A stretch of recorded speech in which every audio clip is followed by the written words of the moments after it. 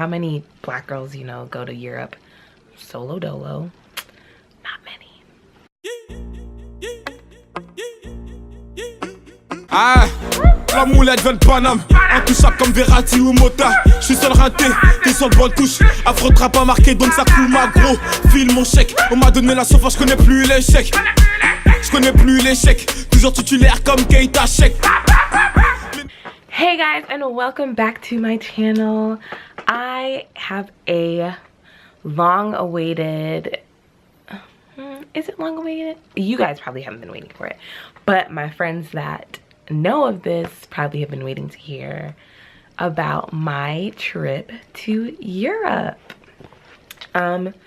So let's just jump right into it because it's a lot that I have to go through, and I'm going to make this into I'm gonna make this into 4 parts of each place that I went to, which was France, the UK, London specifically, Spain, and Italy. So first things first, I have always been like a lover of the French language, like oui. Anyways, I've always been a fan of French language, and I always said, like, I really want to go to France. I really want to experience the culture. I really just want to see, like, what is France about. And I was taking French. I'm gonna be playing in my hair a lot, guys. I got it done last night, so I'm feeling, yeah, I'm gonna be playing a lot, so just bear with me. But where was I? What was I saying? I was taking French classes, and I was just like, oh my god, this language is so pretty. I'm sure the people are gorgeous. Like, it's just like croissants and like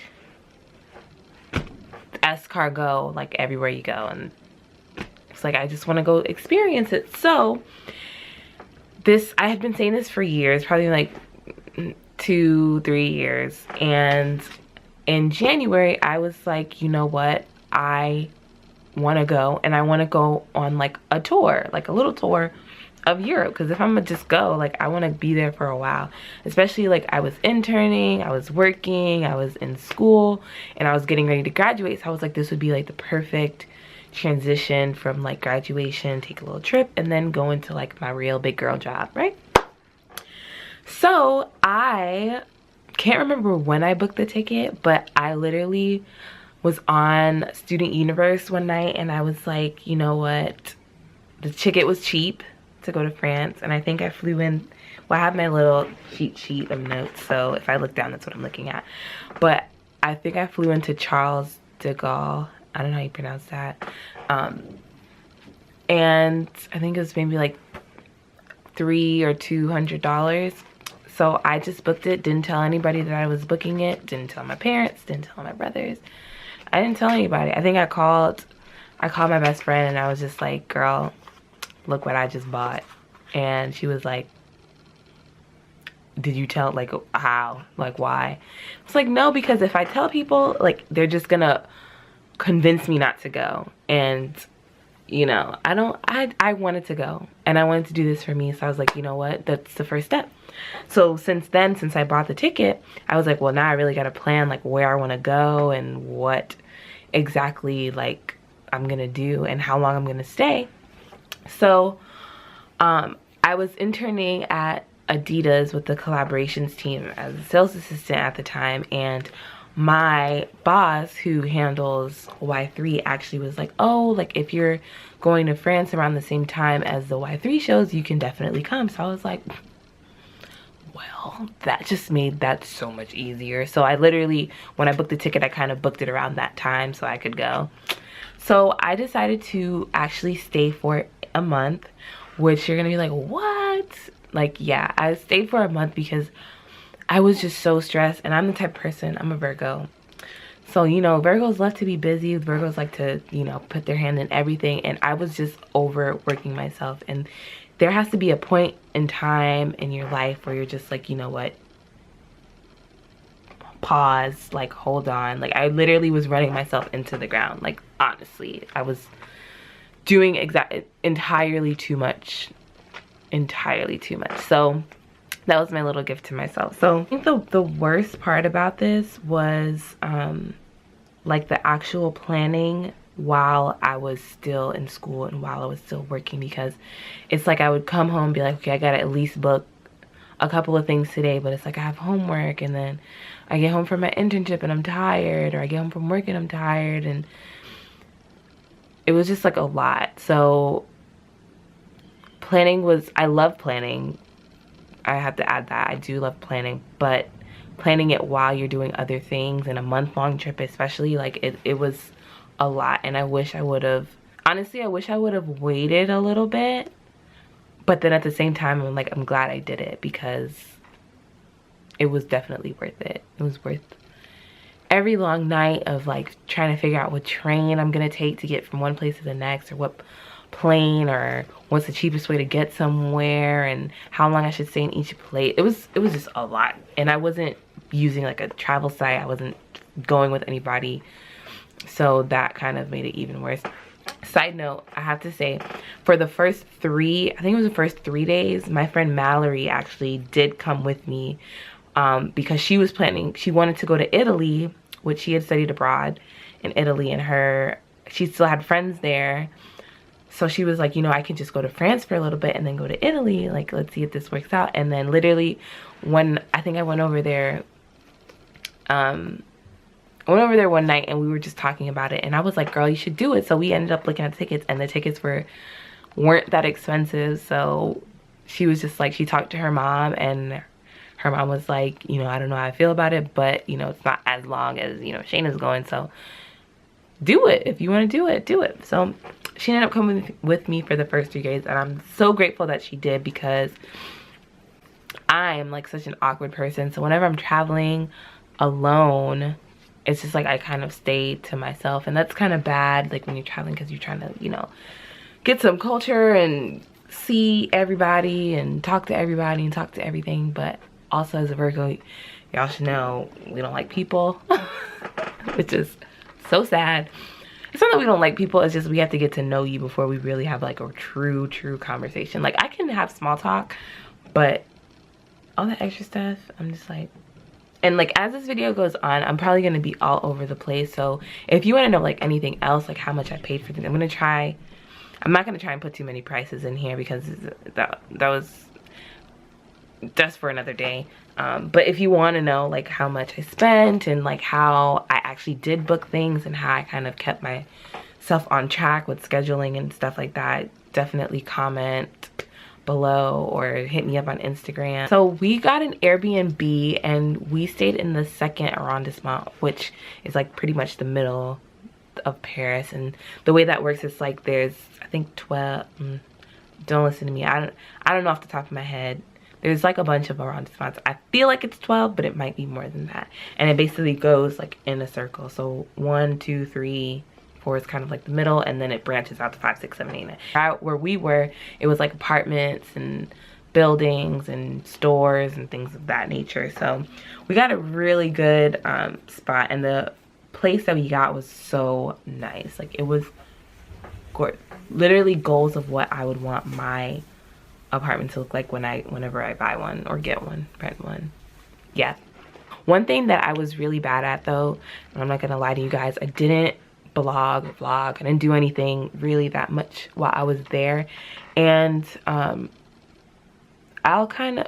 just get into it now. So one thing that we kind of noticed when we were there is that we were just getting stared at a lot. And you know, I'm not gonna say that like, oh, I'm gorgeous and stuff like that, but it was just getting to the point where I was like, okay, it's not because we look good.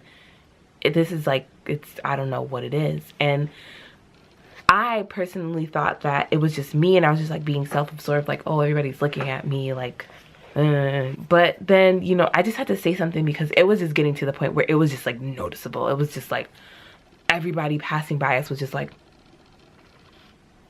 non-stop, just like looking, and I was just like, oh god. So when I told my friend, I was like, Mal, do you notice people looking at us? Like, I don't know if it's just me. And she was like, oh my god, like, I was gonna say the same thing, but I didn't know if it was just me. And I was like, wow. When I tell you guys, I don't know what the hell it was. I don't know if it was because we were black. I don't know if because my hair at the time, I think my hair was like super curly, so it was like out to here. I don't know what it was, but it just got to the point where it was kind of uncomfortable. And everybody that traveled to Europe told us that like the pickpocketing was like terrible. So I honestly, I got scared, like, you know, to do anything extra because I didn't want anybody, first, to steal my camera, second, to like kidnap me because they know that I'm not from there, even though they know that I'm not from there. But like, I feel like you with your camera saying like, look at this and look at that, they're gonna know like you really, like, you're American, I'm gonna need you to go home, okay? Anyways, so yeah, so that's why I didn't vlog as much. And I did do a lot, like put a lot on Snapchat, but then like the Wi-Fi just everywhere is kind of like up and down, and like there was like barely any service. Well, there was no service except for like 2G, which is like, I have an iPhone, so it's like the green messages, and it still was like kind of like spotty. But I could call people, but it's like an extra charge. Okay, one thing that I have to note is the food was not as good as I thought it was gonna be. And I was really disappointed because, you know, you hear like Paris and France is like, you know, like foodie capital, and I was not a fan of really that many places. I wrote down a couple, and like my boss that was at he was there at the same time, he told me of a couple of places, and I wasn't a fan of the places that he sent. So let me see, let's see, where did I go? One place that he told us was Uber Mama or something like that, and it's like some pizza place, and I couldn't even really understand the menu. And I think I got pizza. Well, I thought it was pizza, and then I got it and it was just bread. And not even like, you know, I feel like I can eat like garlic bread or something like that, you know. It was just dry bread, and I was like, ooh. And I didn't like it. And you know, my American way is, I was like, I don't like this. Can you please give me something else? And they were kind of like, too freaking bad. You gotta keep it on your bill. So I was like, well, shit, like I didn't want to eat it because it was just like roasted bread, and I was not in the mood for that. And then my friend, she just had like a cheese pizza, and it was just mostly cheese. There was no bread on it. I was like, we should have just put the two together, honestly. She had a crust on hers, but like the middle part where the cheese is actually sitting, it was more cheese than anything, and honestly, it wasn't that appetizing. So then I ended up getting like so she said something was like popular there, and it was like some spaghetti stuff, had no flavor. It was just gross. I was like, this is honestly a joke, like honestly. So not my favorite place. Maybe for a more, you know, what is it, experienced palate, that'd be good. But I was not a fan. I was not a fan at all. But I did go to La Pancotienne. I don't know how you say that either. And that was good. That's like in New York though, so it's not anything crazy, but it was what I expected it to be. It was good. And I mostly get breakfast from there, and it's always like superb. I went to this place called Merci, and this was after Mal had left, and I was at this like really shitty hotel, which I'll get into. But it was like a all fish place, and I think I had like fish and chips, and it was like, when I say it was fresh, it was so fresh, y'all. I lost so much weight while I was over there, and I was eating, well, I feel like I was eating like how I normally eat at home, so I wasn't doing anything crazy. I was definitely walking a lot more than normal, even though I live in Brooklyn and I walk everywhere. I was definitely like spending my whole day outside, but I lost so much weight, and I think it's because the food was actually like real. And not to say that, because I only eat like really Trader Joe's food, and of course like it's organic and it's natural and all that, but you know,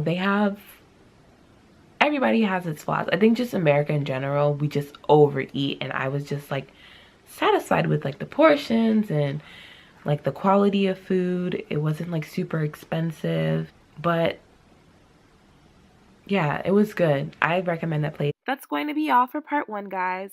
Make sure to share this video with any and everybody. Thumbs it up and comment. There's still so much more to see, so be sure to subscribe and stay tuned for part 2.